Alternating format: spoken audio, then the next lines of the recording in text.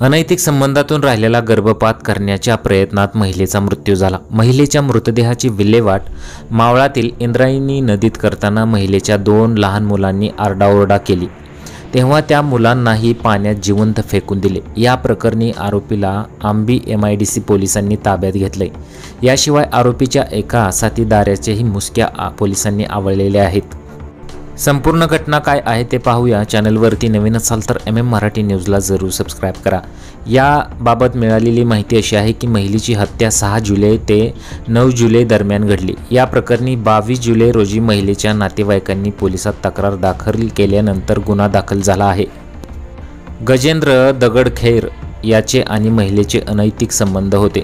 महिला गर्भवती राहिल्यानंतर तिचा गर्भपात करण्यासाठी रुग्णालयात नेला होतं, मात्र गर्भपातावेळी तिचा मृत्यू झाला। आरोपींनी तिचा मृतदेह नदीत फेकला, तेव्हा तिच्या 2 लहान मुलांनाही नराधमांनी नदीत फेकून दिलं। अनैतिक संबंधातून 25 वर्षीय महिला गर्भवती राहिल्याचं समजताच तिचा गर्भपात करण्यासाठी रुग्णालयात दाखल केलं। गर्भपातावेळी वैद्यकीय अधिकाऱ्यांच्या हलगर्जीपणामुळे महिलेचा मृत्यू झाला। डॉक्टरांनीही ही बाब लपवून ठेवली आणि तिचा मृतदेह रविकांत भानुदास गायकवाड व एका महिलेच्या ताब्यात दिला। त्यानंतर गजेंद्र जगन्नाथ दगडखेर आणि रविकांत यांनी महिलेच्या मृतदेहाची विल्हेवाट लावण्याच्या उद्देशाने तो नदीत फेकून दिला।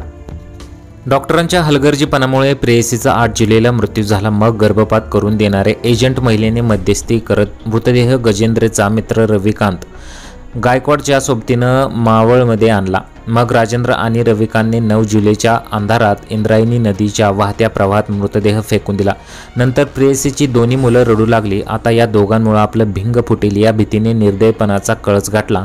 कोणतीही दयामया न दाखवता या दोन्ही मुलांना त्याच नदीच्या प्रवाहात जिवंत फेकून दिलं। पोलिसांनी या दोन्ही आरोपींना अटक केलेली आहे।